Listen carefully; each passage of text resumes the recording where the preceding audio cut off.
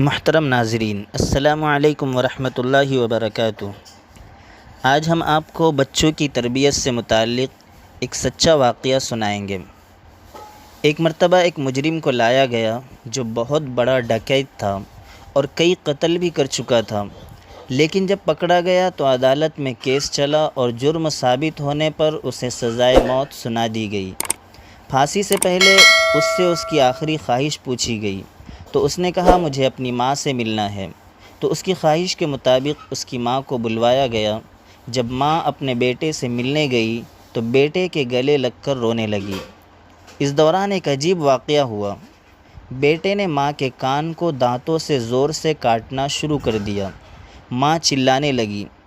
بڑی مشکل سے ماں کو چھڑایا گیا۔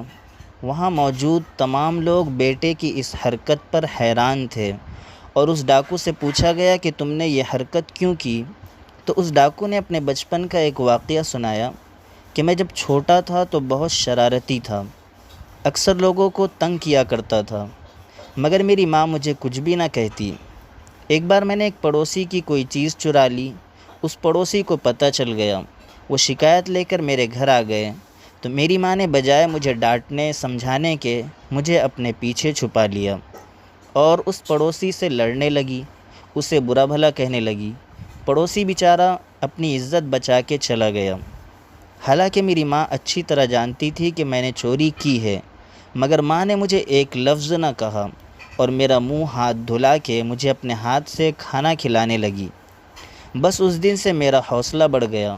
پہلے میں چور بنا، پھر ڈکیت، پھر قاتل، اور آج میں اس پھانسی کے پھندے تک پہنچ گیا، اور مجھے یہاں تک پہنچانے والی میری ماں ہے۔ اگر اس وقت مجھے سمجھایا جاتا کہ یہ کام غلط ہے تو میں آج اس انجام کو نہ پہنچتا، اور پھر اس ڈکیت کو پھانسی دے دی گئی۔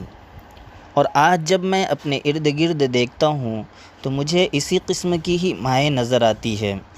حد تو یہ کہ اسکول میں استاد بھی اگر کسی غلط حرکت پر ڈانٹ دے تو فوراً گھر سے شکایت آ جاتی ہے، اور اسکول انتظامیہ کو تو فیسوں کی فکر بچوں کی تعلیم و تربیت سے زیادہ ہوتی ہے، تو وہ بھی بچوں کو منہ پر انگلی رکھنے کے بجائے ٹیچر کو منہ پر انگلی رکھنے کا کہہ دیتے ہیں۔ اور مجھے یہ سب دیکھ کر خوف ہوتا ہے کہ آگے چل کر ہمیں کس قسم کا معاشرہ دیکھنے کو ملے گا۔ اللہ سے دعا ہے کہ وہ ہماری اور ہمارے آنے والی نسلوں کی رہنمائی فرمائے اور ہمیں اپنے بچوں کی صحیح تربیت کرنے کی توفیق عطا فرمائے۔ آمین۔